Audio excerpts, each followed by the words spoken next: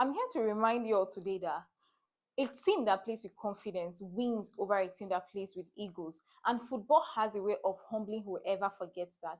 Even if it's an individual player that has led whatever it may be, get to their egos, get to their head. If there's one sport that has a way of reminding you that it's confidence and not ego, it's football. Now, there's one player that, of course, we can use to cite the perfect example. It's Cristiano Ronaldo. Now, hold on. If you are new here, I am Tracy Dera, and welcome to the Breakdown Room. This whole talk today, I'm bringing it up because it has to do with Real Madrid. Currently, Real Madrid is suffering. Like, for if you're a Real Madrid fan, whether you're not a fan or not, well, you've been in the news, you've been in the sports news, you hear, you know what's going on. And for the past few weeks, you can see that Real Madrid is suffering from uncertainties of players' contracts to fans being frustrated and the team looking like, from our perspective, it looks as if there is some kind of tension between the star players or some star players specifically. And we all know that that's not how a team functions. We saw the results. We couldn't even win the Spanish Super Cup. Then we got kicked out of Copa del Rey. Yeah, a team has its up and downs. Like, you cannot always be in your peak all the time. But there are some, when you notice things that could be avoidable or could have been avoidable, then try to talk about it. Let's look at Cristiano Ronaldo. There's a thin line between confidence and arrogance. And we do know that the media loves to paint Cristiano Ronaldo as an egotistical person with arrogance and not just confidence. But here is what I think. People are comfortable for you being a certain thing only for as long as they can take it. And when they see that you have a consistency and that has exceeded the number of times they expect you to excel at something, then it becomes a problem. Cristiano Ronaldo is someone that has backed his confidence. He believed that he was the best player. He believed in himself. But it was not just about saying, oh, I am the best player. He backed it up with real intense hard work, which resulted in what? Record-breaking performances and leadership that built a generation of fans and teammates. If there is one thing in common with everybody that has played with Cristiano Ronaldo on a team together, is that they will tell you how much of a good leader he is, or a captain, or who brings up like confidence and momentum in his teammates and the rest. And that's how it should be. If you notice, I don't want to say Cristiano Ronaldo is the key player to facilitating the modern generation of Real Madrid, the modern era of Real Madrid that we know, because that will not be downplaying the efforts of Marcelo, Luka Modric, Sergio Ramos, and all other key players, Gareth Bale, that were with him. No, it's not about that. But he is one of the key players that facilitated the modern era Real Madrid that we have come to know. And if there is one thing that you will notice about the teams back then, is that they had confidence in the abilities of each of their teammates. It wasn't a one-man team. It was someone like Marcelo has confidence in what Cristiano Ronaldo is capable of doing.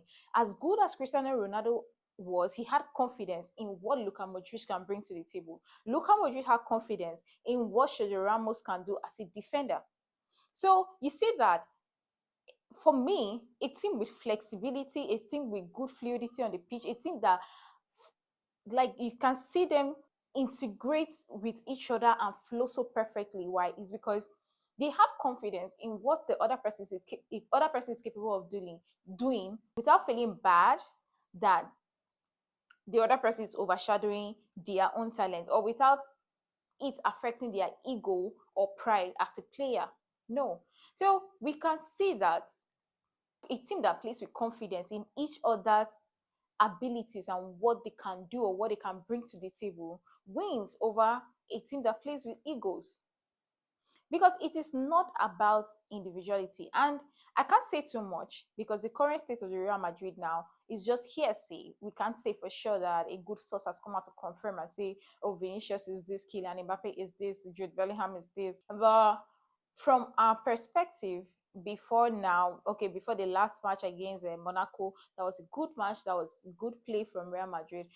I'm just saying that before then, from the few matches before Alonso had to be laid off as a coach, some things just didn't say. It was beginning to look more like there is a bit of tension between the star players and maybe the head coaches. And the next match coming up, which is Villarreal against Real Madrid, and I pray that it is a beautiful match to see. There is so much improvement and everything goes well. In all of this, even though I say about talk about so much improvement, at the back of my mind, I am not tagging Kylian Mbappe as one of the people who has the problem. To me, it feels more like the same way Ronaldo would say something and perform to back up his words, then say it again, perform to back up his words. With time, people were getting threatened by the fact that there is consistency in this man matching up what he says with his performance. So that whole threat, it was now beginning to look to them that, oh, this is no longer confidence, this is arrogance. And in a way, I do see the media going towards that way to Kylian Mbappe.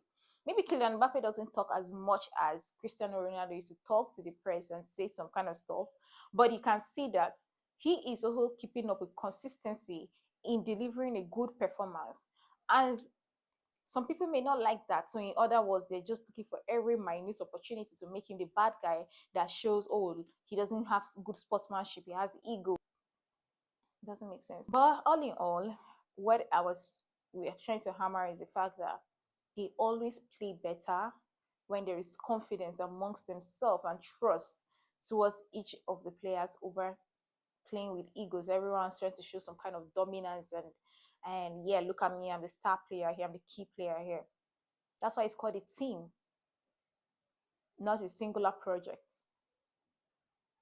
Tell me what you think in the comment section. Please don't forget to like this video, subscribe to my YouTube channel, and share. Love you. See you next.